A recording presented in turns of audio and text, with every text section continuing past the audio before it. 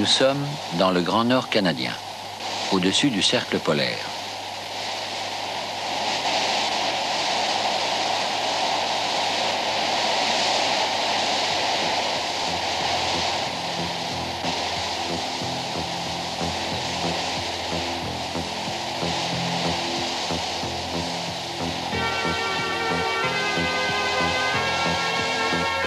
Les animaux qui vivent ici ont dû s'adapter à des conditions très dures.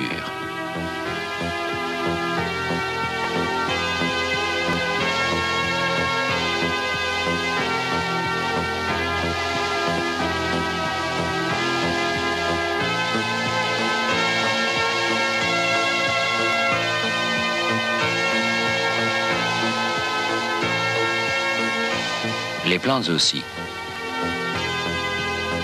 C'est la toundra. Des lichens, des mousses, des petites fleurs. Une sorte de tapis de plantes qui rampe sur le sol pour éviter de donner prise au vent.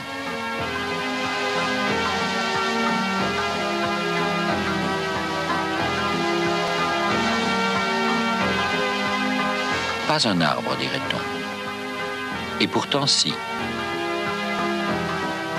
Cette plante minuscule qui se rassemble en petits buissons au ras du sol, ce n'est pas une herbe. C'est bel et bien un arbre, avec un tronc de 2 à 3 cm de hauteur. C'est l'arbre le plus petit du monde, à peine plus haut que les fleurs qui l'entourent. Du coup, pour lui, un petit rongeur devient un redoutable géant. C'est un saule. La preuve, voici ses chatons. Les chatons de ce saule minuscule sont les mêmes que ceux des pays tempérés, fécondés, comme eux, par les insectes.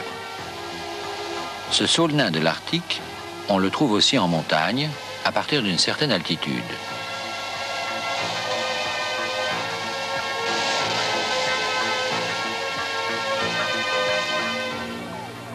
Un chaton, qu'est-ce que c'est ?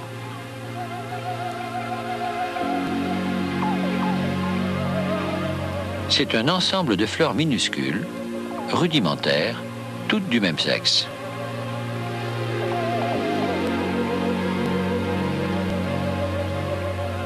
Un chaton est soit entièrement formé d'étamines, dans ce cas c'est un chaton mâle, chargé de pollen,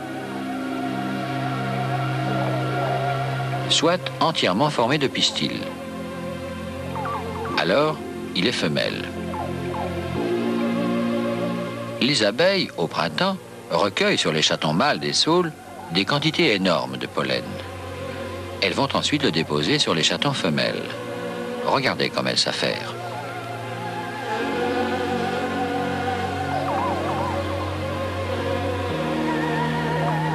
On pense qu'avant les glaciations, tous les arbres étaient probablement abonnés aux insectes. Avec le froid, les insectes devenant rares, ils se seraient reconvertis à la pollinisation par le vent. Sauf le saule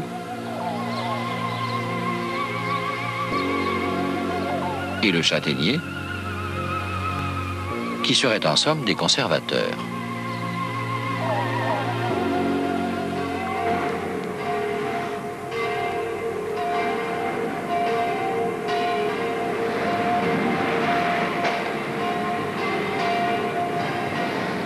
« 99% des arbres à chatons, pour survivre, confient donc le transport de leur pollen au plus vaste, au plus international des services postaux du monde, le vent. Voilà pourquoi ils n'ont pas de fleurs séduisantes. Plus de noces entre l'insecte et la fleur. Donc, plus de robes blanches ou d'habits chamarrés, comme le cerisier ou le pommier. La fleur se retrouve sans pétales, dans sa triste nudité.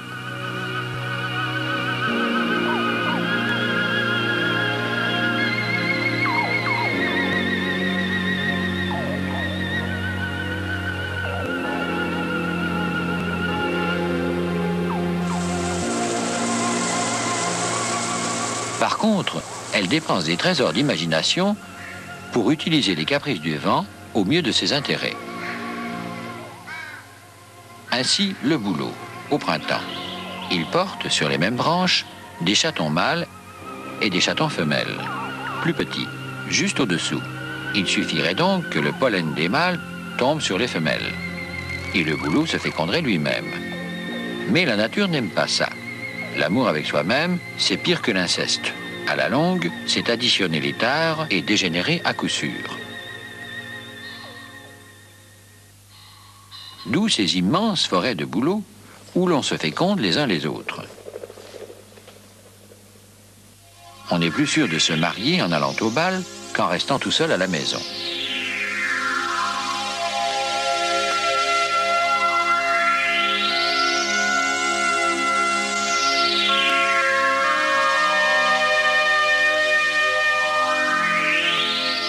Et ici, c'est le vent qui mène le bal des chatons. Parce que c'est lui qui livre le pollen d'un bouleau à l'autre. Pour lui faciliter la tâche, le bouleau prend bien soin de chatonnner avant de sortir ses feuilles, sans quoi elles formeraient un barrage infranchissable pour le pollen. Il faut qu'il puisse circuler librement à travers les branches dénudées et que les chatons soient fécondés avant l'apparition des feuilles. Le bouleau a d'autant plus d'intérêt à mettre toutes les chances de fécondation de son côté que le vent, comme livreur de pollen, est loin de valoir l'insecte. La pollinisation par le vent se fait au prix d'un fabuleux gaspillage de la semence mâle. Le vent est un service postal qui transporte une masse énorme de courriers sans adresse. L'arbre à chatons fait confiance aux transporteurs et au hasard. Il finira toujours par arriver quelque chose à destination, à condition d'expédier beaucoup. Secouer au printemps des branches de conifères. Un nuage de pollen. N'importe quel grand service public, dans ces conditions, aurait déjà fait faillite. Pourtant, du courrier arrive. Des fleurs femelles sont pollinisées. La vie continue.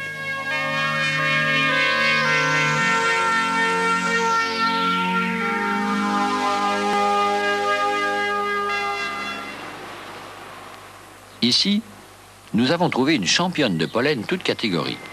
Un seul pied de cette plante du bord des ruisseaux et des marais, la massette, émet chaque printemps 175 millions de grains de pollen. Là où un seul grain mâle est nécessaire, la nature en fabrique 1 million. Elle tient compte du fait que le vent en perd les 99 centièmes. Portés par les courants ascendants, les grains de pollen peuvent parcourir des centaines de kilomètres, survoler des chaînes de montagnes, franchir des mers. Indifférent aux problèmes humains, le pollen d'un bouleau russe est capable, si le vent est porteur, d'aller féconder un bouleau chinois. Par contre, s'il veut sortir vivant de l'Himalaya, il a intérêt à emprunter les cols, à ne pas dépasser en tout cas 5000 mètres d'altitude.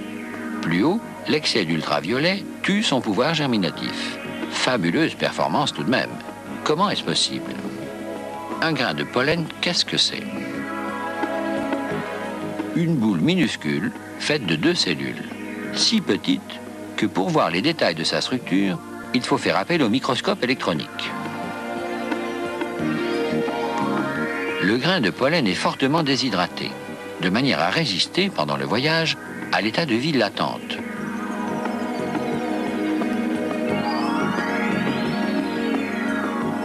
Jusqu'au moment où il atterrira, avec de la chance, sur l'organe femelle de la fleur qui l'attend.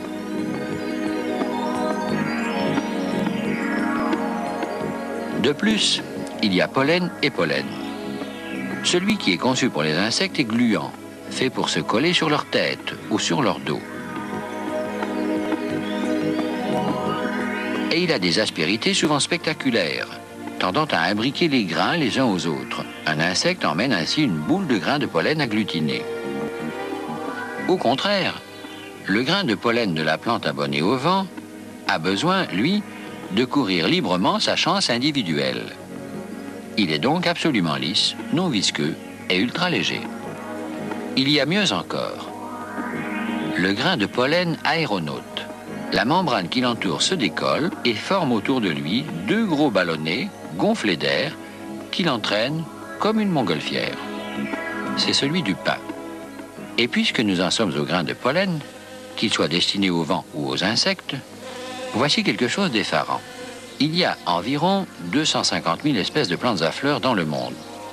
Or, chacune d'elles produit un grain de pollen absolument original, impossible à confondre avec les autres. 250 000 variations dans l'architecture et le squelette d'un être microscopique fait de 2 cellules. Résultat, on peut identifier n'importe quelle plante à fleurs par un seul grain de son pollen. C'est aussi sûr que des empreintes digitales. À ce propos, voici une curieuse histoire. En 1967, en France, à Nice, tout près de la mer, on commence à creuser pour construire un immeuble. Soudain, on découvre les restes d'un campement, datant de 400 000 ans. Un foyer, entre quelques pierres, des ossements d'animaux. Et, pas très loin du foyer, une sorte de caillou qui n'en est pas un. C'est un coprolithe, c'est-à-dire un excrément fossilisé, laissé là par le premier campeur de la Côte d'Azur, à l'intérieur même de sa hutte de branchage. Parce qu'à l'époque, il y a 400 000 ans, bref. On fait subir un traitement à cet humble message.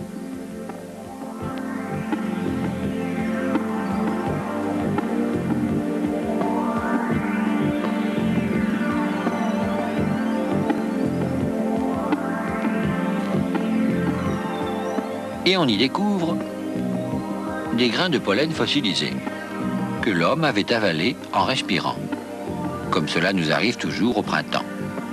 Résultat, l'archéologue Henri de Lumley, identifiant les grains de pollen sans erreur possible, a pu reconstituer l'environnement végétal de cet homme.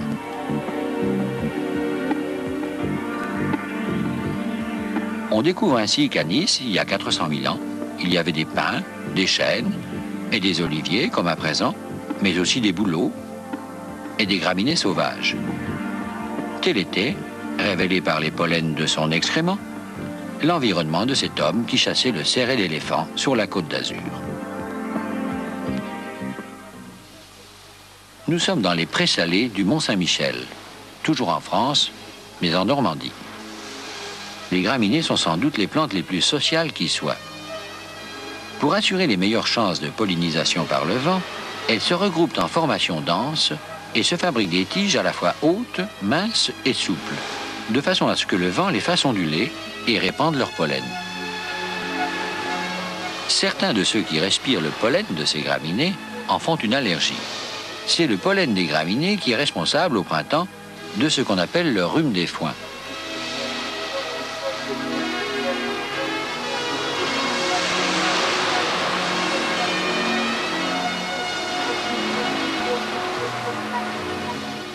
Ici, nous sommes au Sénégal. Profitant du climat, les graminées de la savane peuvent devenir géantes. Voyez, par comparaison, la taille de cet homme qui marche au pied d'une forêt d'herbes agitée par le vent.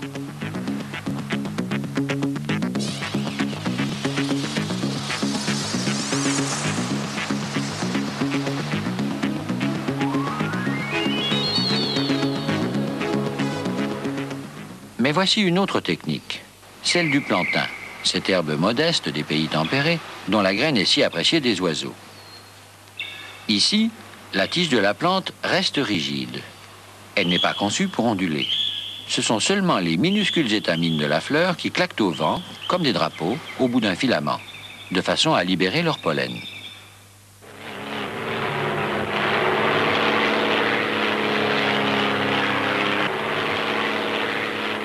Nous survolons ici, au mois de juin, la plus célèbre terre à blé française, la Beauce.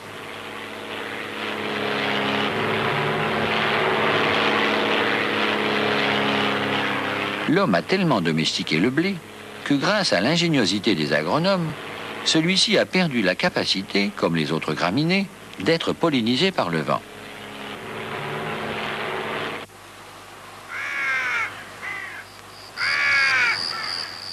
C'est donc tout à fait inutilement, désormais, que le blé vert ondule ainsi au début de l'été.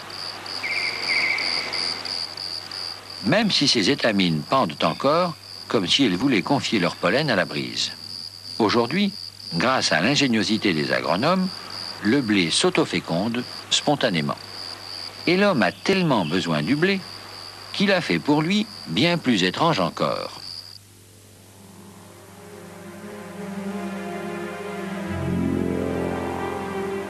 Les chercheurs ont désormais trouvé le moyen d'obtenir du blé sans avoir besoin que sa fleur soit fécondée.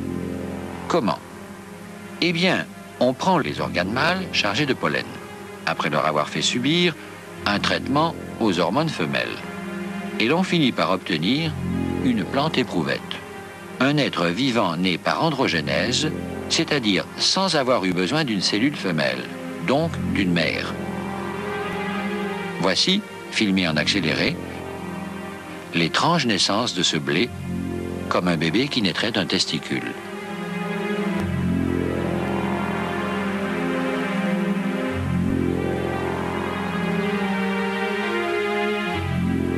On obtient déjà ainsi non seulement du blé, mais du tabac, des pommes de terre, du piment éprouvette. Serons-nous capables un jour d'avoir ainsi des bébés d'hommes en traitant des spermatozoïdes aux hormones femelles? Qui sait, ce serait alors la fin du règne de l'amour.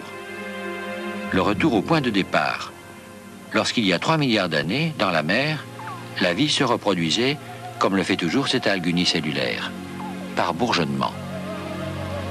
Nous reviendrions à l'époque où la vie n'avait pas encore inventé la sexualité.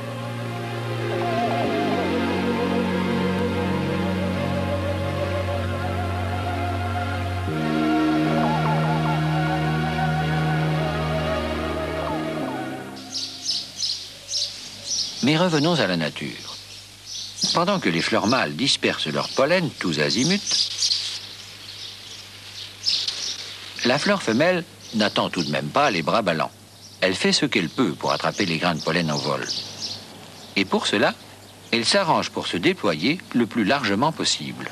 La méthode classique est de brandir un plumeau ramasse-pollen. Et le plus célèbre est celui de la fleur femelle du maïs, laquelle est donc, très exactement, une femme à barbe. Voici un plumeau à pollen qui raconte une histoire amorale. Figurez-vous que la petite pimprenelle est la honte de sa famille, une famille bourgeoise et même noble, celle des rosacées.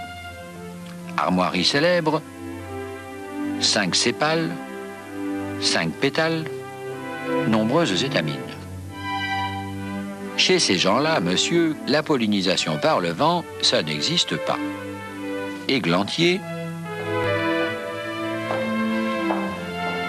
fraisier,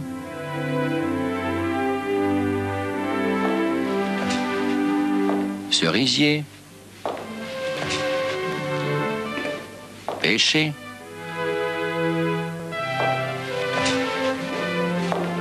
poirier,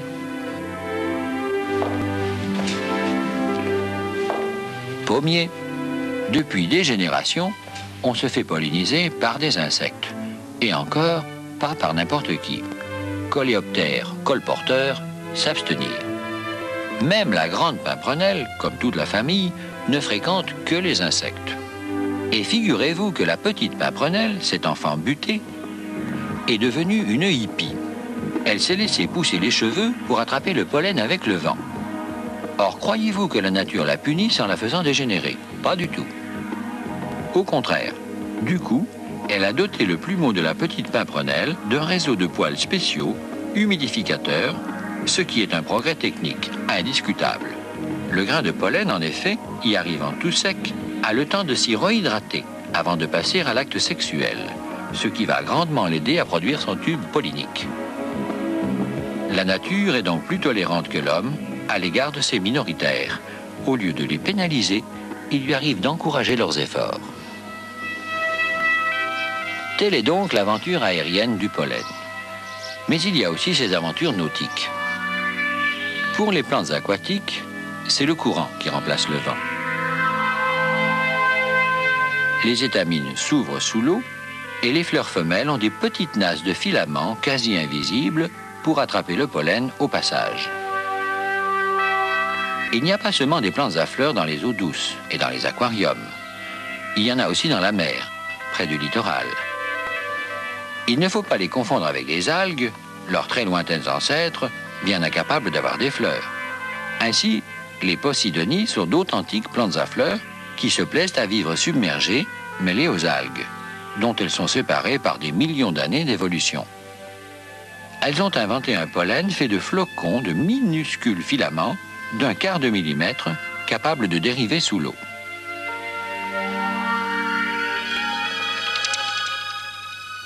Mais le cas le plus extraordinaire de fécondation sous l'eau est celui de cette petite plante des eaux calmes, la Vallisnerie. Elle a compris que le mieux était encore de se faire féconder en surface.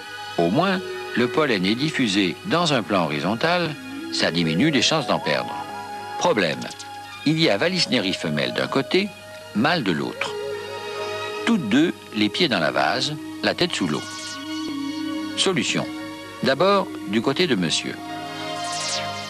Les boutons mâles, arrivés à maturité, se détachent et montent vers la surface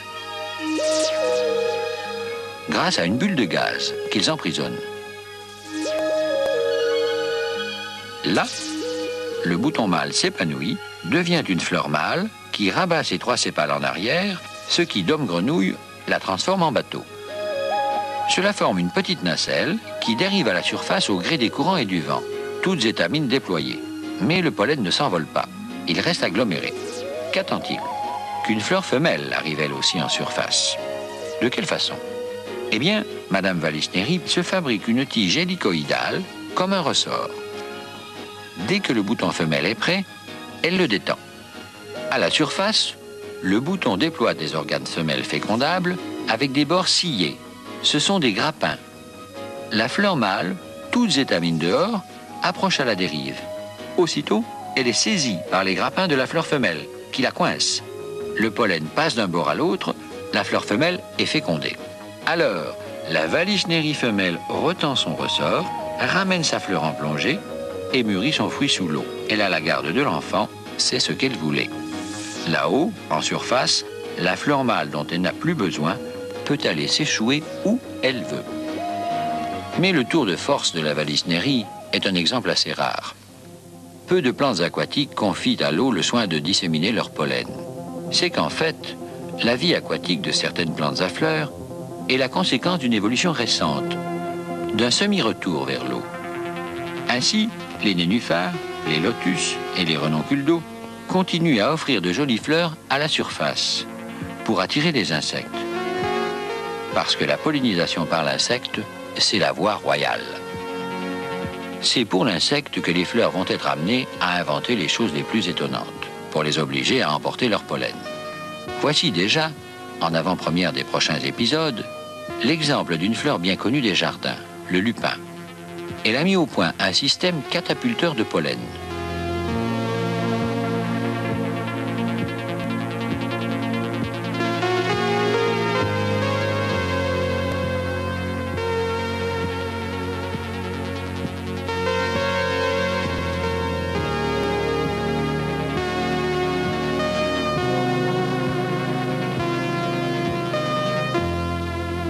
Nous verrons aussi les fleurs qui confient leur pollen aux oiseaux, et même aux chauves-souris. Ce sera pour les épisodes suivants.